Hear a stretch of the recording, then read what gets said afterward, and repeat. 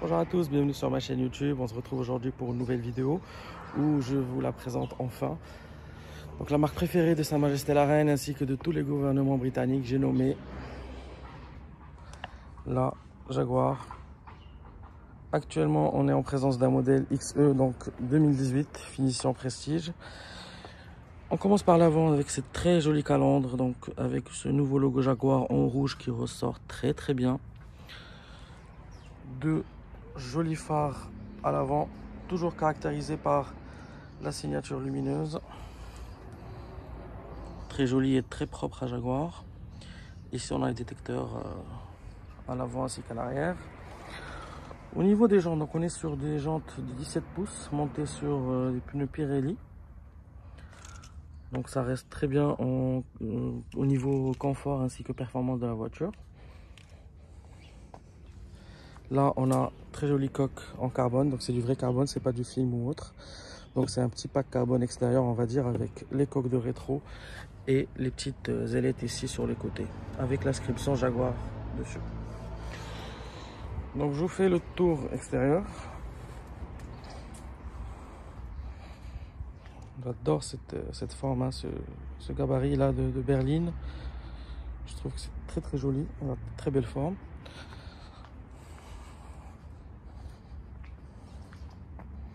On va passer au coffre qui s'ouvre directement depuis la clé. Donc je vous montre la clé déjà. Et comme ça, comme les clés Range Rover et compagnie.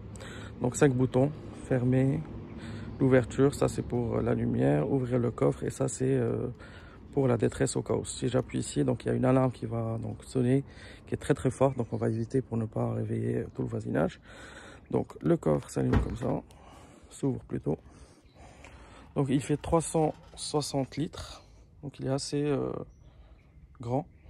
Petite caoutchouc pour protéger un peu. La fermeture se fait manuellement. On a une caméra ici,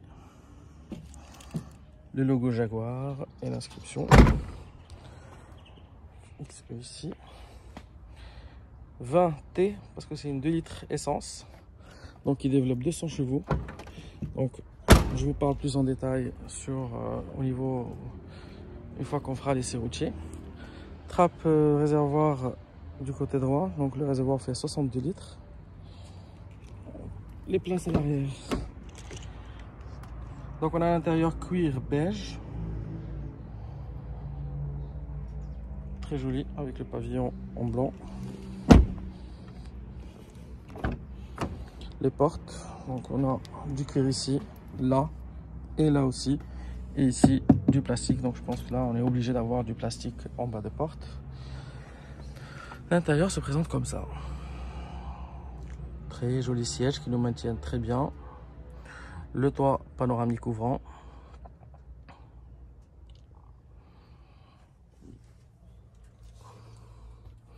Petit accoudoir central. Donc là on a du cuir ici, du cuir là. Petit seuil de porte qui s'allume le soir. On va passer au poste conducteur et je vous parle des fonctions. Donc ici, hein, tout ce qu'il y a de plus basique et normal, hein, réglage des vitres, réglage des rétros, fermeture des rétros. Ici pour pouvoir condamner l'ouverture des portes. Ici on a la sortie d'aération et puis l'ouverture du coffre. Donc le volant est comme ça. Donc le volant regroupe plusieurs informations. Donc ici on a touche volume, là pour changer toujours les chaînes, le menu, décrocher, raccrocher l'appel. Là c'est le mode pour changer pour la radio, l'USB ou autre. Ici on a le régulateur de vitesse, palette au volant. Au niveau du compteur il est comme ça. Donc tour minute à droite, vitesse à gauche. Et au milieu on a les informations qui regroupent toutes les données de la voiture. On va fermer la porte. Hop là. Donc température d'huile à gauche, réservoir à droite et au milieu on a les informations qui s'inscrivent au cas où il y en a. Donc l'écran est comme ça. Donc on a créé un écran multimédia où on peut bien sûr gérer tout ce qui est musique ou autre selon les sources. Donc on a bien sûr une prise USB qui est sous l'accoudoir. Je vais vous la montrer par la suite. Les réglages de la voiture, donc tout ce qui est système, affichage, son, régler les phares la nuit pour lorsqu'on ferme la voiture et tout. Enfin, il y a plusieurs réglages qui sont faits depuis cet écran-là. Ici, on a le bouton caméra, c'est pour voir la caméra à l'arrière. Donc, on peut la mettre en roulant. Ici, on a pour activer donc le radar parking ou le désactiver. Donc là, c'est le retour au menu. Ça, c'est les modes. Donc radio, FM, AM, USB, aux, téléphone pour avoir le répertoire et musique pour avoir uniquement la partie musique. Donc en dessous, on a la clim. Donc clim digitale bien sûr, Bison et tout ce qui va avec. Boîte à vitesse qui se trouve ici, donc ça sort quand on démarre la voiture. Là, on a les modes de conduite, donc pour désactiver le start and stop. Ça, c'est pour changer les modes. Donc, on appuie ici, il y a le petit jaune qui va changer de place. Là, c'est le mode race, mode normal, mode éco et mode neige. Et ça, c'est pour désactiver l'ESP. Deux portes gobelets ici, donc accoudoir. On a montré pour la clé USB. USB, auxiliaire et allume-cigare. Voilà. Le toit, comme ça. On l'ouvre et le ferme ici avec une pression devant. On peut bien sûr fermer aussi le rideau qui est électrique. Et on peut laisser juste entrouvert comme ça si on souhaite. Là, on a les lumières de courtoisie qui s'allument comme ça. Il n'y a pas de bouton. Hein. Micro pour le haut-parleur. Là, pour rangement pour les lunettes. Et voilà, on a cette partie-là qui est en bois qui part juste là-bas et qui se termine à côté de la poignée de la porte passager.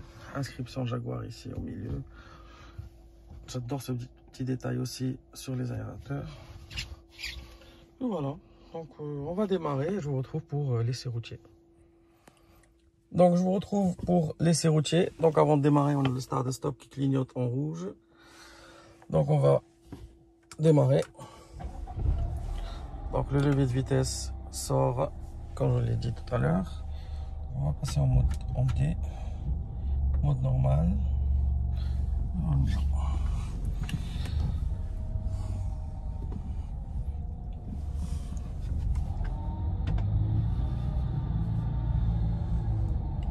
Donc à la conduite, le moteur essence est bien sûr très agréable et très silencieux. Donc en parlant du moteur, donc on a un 2 litres essence, comme je disais tout à l'heure, de 200 chevaux. Propulsion. Ça change vraiment au niveau de la conduite, surtout lors des braquages, parce que lorsqu'on a une propulsion, l'angle de braquage est plus important. On va fermer ça. Voilà.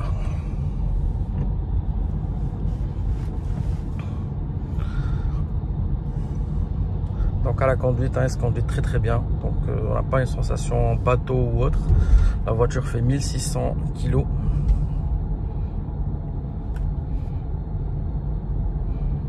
On a un silence à bord qui est très agréable. Donc pour un daily, c'est parfait. Ça on fait de la ville, donc c'est pas vraiment pour la ville, donc faut vraiment faire un peu de route avec. Mais sinon, elle est vraiment polyvalente comme voiture. Là, on est vraiment très bien. Les suspensions sont très bonnes. Les sièges sont très confortables.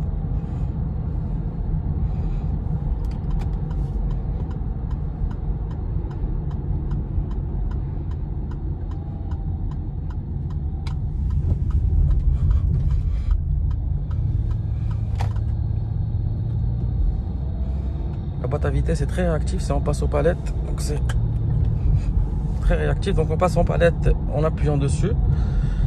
Et pour les enlever, donc on doit rappuyer, donc faire un appui long. Donc là, comme vous pouvez le voir, on est en 6e. Donc si je rappuie, on passe en 5. Non, c'est le plus. Et on repasse en D, donc normal.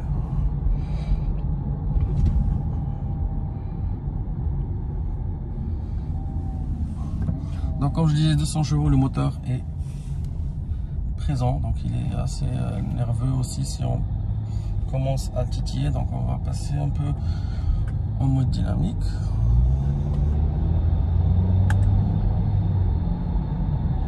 Un petit dodane ici, on ne pourra pas accélérer. Donc lorsqu'on passe en mode dynamique, donc on a le drapeau qui se met à côté du rapport et on a le compteur qui passe en rouge au lieu du bleu.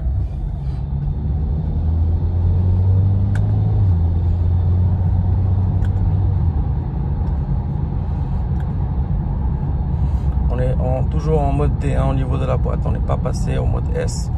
Si je passe en mode S, donc on a le rapport qui va s'inscrire directement. Donc là on est en 7. Si je baisse, on va modifier 6, 5. Voilà.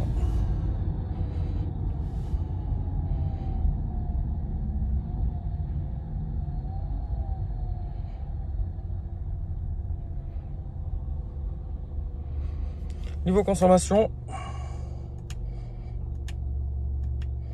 normalement on a une conso moyenne annoncée de 7,5 litres et là une conduite en ville uniquement on est à 14,4. En autoroute on est à 8,1, donc entre les 7,5 et les 8,1, donc c'est assez normal pour une voiture de cette performance là. Donc la consommation bien sûr va avec, et lorsque bien sûr le plaisir de conduite s'allie à cette console là, donc limite on ne prête plus attention à ce genre de détails. Qu'est-ce qu'il fait celui-là? Bravo. Donc j'ai décidé de vous filmer aujourd'hui ici, quartier Laymoun, pour être plus tranquille. On va passer en mode normal. Donc je pense qu'on a fait le tour de cette jolie Jaguar. N'hésitez pas à me dire ce que vous en avez pensé sur les commentaires, et bien sûr les petits encouragements de votre part, ça fait toujours plaisir. Je vous souhaite un bon dimanche et un bon début de semaine. Merci à tous.